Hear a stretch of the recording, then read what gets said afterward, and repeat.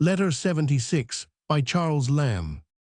Deck 14, 1800, late o Sunday. Dear sir, I have performed my office in a slovenly way, but judge for me. I sat down at 6 o'clock and never left reading, and I read out to Mary your play till 10. In this sitting I noted down lines as they occurred, exactly as you will read my rough paper. Do not be frightened at the bulk of my remarks, for they are almost all upon single lines, which put together do not amount to 100, and many of them merely verbal. I had but one object in view, abridgment for compression's sake. I have used a dogmatical language, which is truly ludicrous when the trivial nature of my remarks is considered, and remember, my office was to hunt out faults.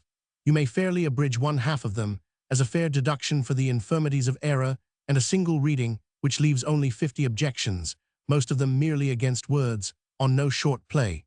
Remember, you constituted me executioner, and a hangman has been seldom seen to be ashamed of his profession before Master Sheriff. We'll talk of the beauties, of which I am more than ever sure, when we meet. Yours truly, C.L. I will barely add, as you are on the very point of printing, that in my opinion neither prologue nor epilogue should accompany the play. It can only serve to remind your readers of its fate. Both suppose an audience, and that jest being gone, must convert into burlesque.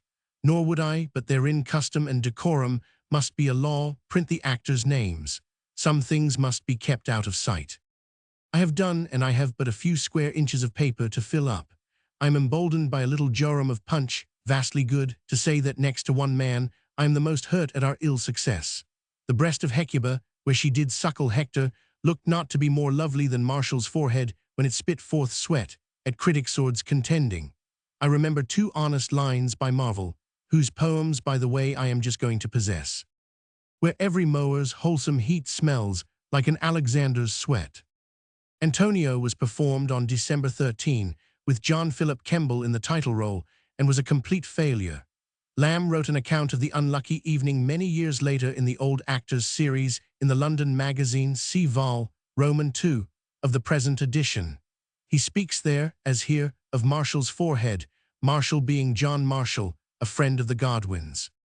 After the play, Godwin supped with Lamb when it was decided to publish Antonio at once. Lamb retained the Ms. for criticism.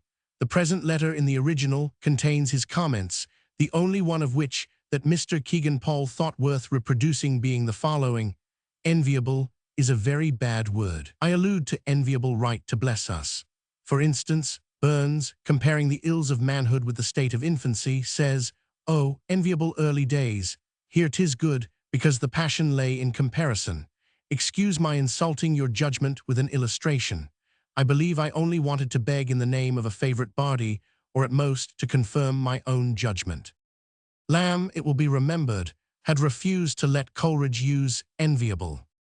In Ludi, Burns's poem to which Lamb alludes is Despondency, an ode. Stanza 5, "Oh, enviable early days." Godwin's play was published in 1801, without Lamb's epilogue.